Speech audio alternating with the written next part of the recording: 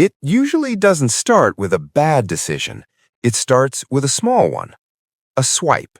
Just one swipe. A coffee. A tank of gas. A new phone you deserve. Nothing feels dangerous in that moment because the screen flashes two comforting words. Approved. And that's how millions of Americans slowly step into a trap they don't even see. Meet Daniel. Daniel is not lazy. He's not irresponsible. He did everything right. He went to school, he got a job, he pays his bills, he doesn't gamble, he doesn't waste money on luxury. And yet, at 34 years old, Daniel is drowning in debt. Not student loans, not a failed business. Credit cards. 7 of them. All started with good intentions. Daniel got his first credit card at 22. The limit was $1,000.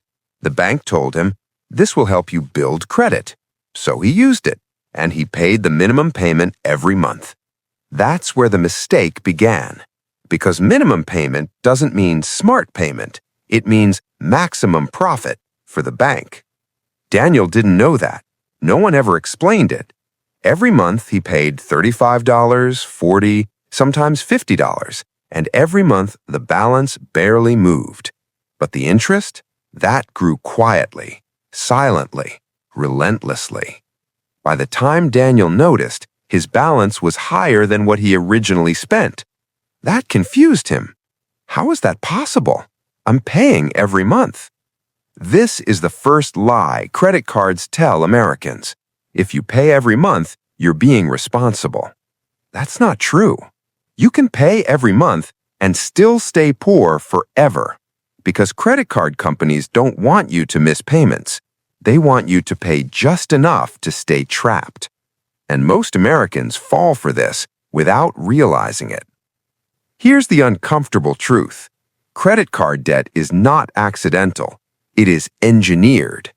The language is friendly. The rewards feel exciting. The interest stays invisible until it's too late. Daniel didn't feel broke at first. He felt normal. Everyone around him had credit cards too. Everyone was managing debt. That word, managing, is dangerous because debt isn't something you manage. It's something that manages you. Every decision Daniel made started to change. He said no to opportunities. He avoided risks. He stayed in a job he hated. Not because he was afraid of failing, but because he was afraid of missing a payment. And that's how credit cards keep people poor. Not by taking money away, but by stealing freedom. Daniel's story isn't unique. It's painfully common. Over half of Americans carry credit card balances. Many don't even know their interest rate. They know the minimum payment, they know the due date, but they don't know the real cost. And the biggest mistake? Thinking credit cards are just tools. They're not. They're contracts designed to benefit one side, and it's not yours.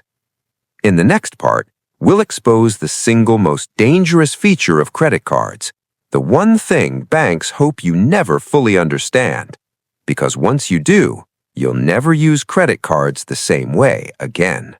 The minimum payment feels harmless. That's the problem. When Daniel opened his credit card statement, his eyes always went to one place first, the minimum payment.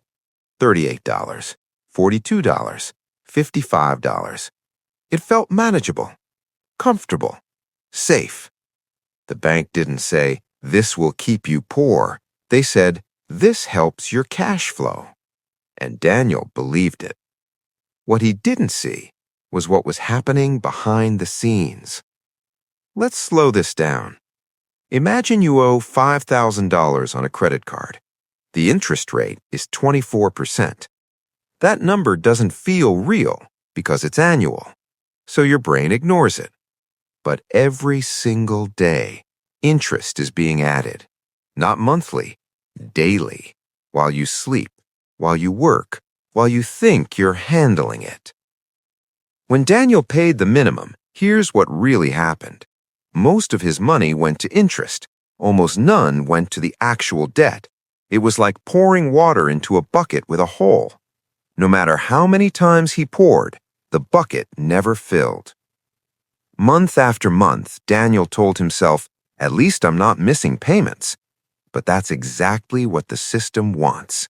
Credit card companies don't want you to default. They want you to stay forever. Because someone who carries a balance is worth thousands of dollars to them.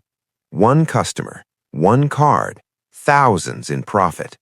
And the minimum payment keeps the door locked.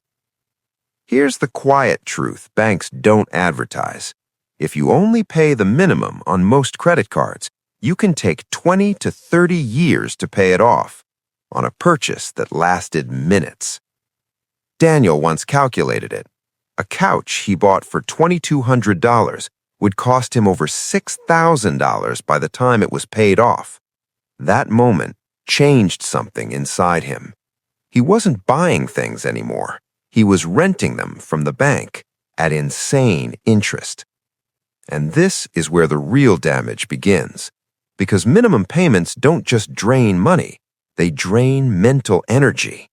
Every month, Daniel had to remember due dates, shuffle money around, stress about timing. That stress made him tired. And tired people don't make bold decisions. They don't invest. They don't start businesses.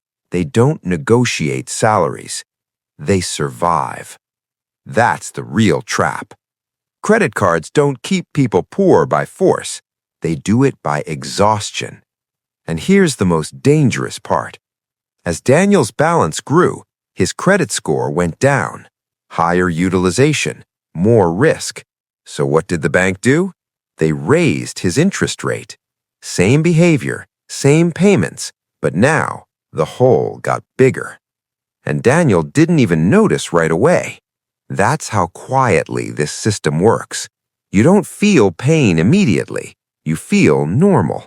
Until years pass and you realize you're running in place. In the next part, we're going to expose something even darker.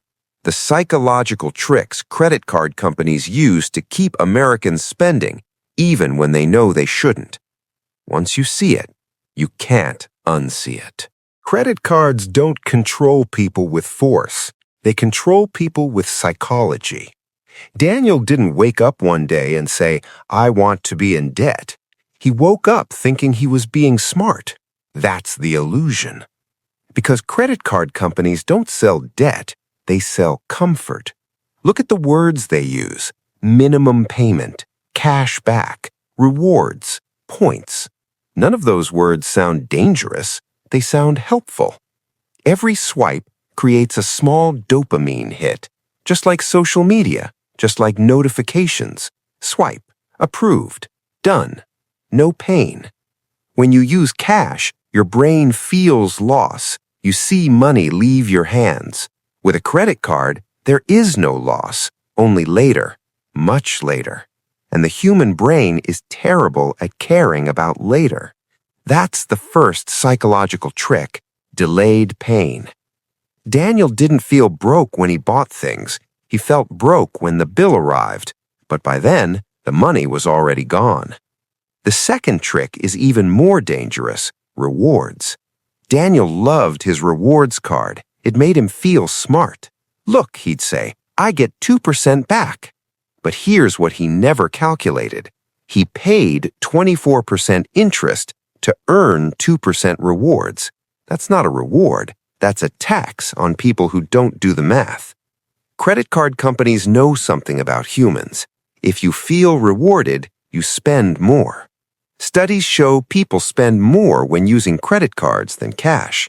Not a little more, a lot more, because spending doesn't feel real. Credit cards don't control people with force. They control people with psychology. Daniel didn't wake up one day and say, "I want to be in debt." He woke up thinking he was being smart.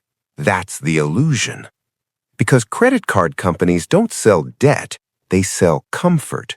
Look at the words they use: minimum payment, cash back, rewards, points. None of those words sound dangerous. They sound helpful. Every swipe creates a small dopamine hit, just like social media, just like notifications. Swipe, approved, done. No pain. When you use cash, your brain feels loss. You see money leave your hands. With a credit card, there is no loss, only later, much later. And the human brain is terrible at caring about later.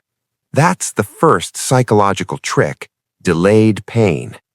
Daniel didn't feel broke when he bought things. He felt broke when the bill arrived, but by then, the money was already gone.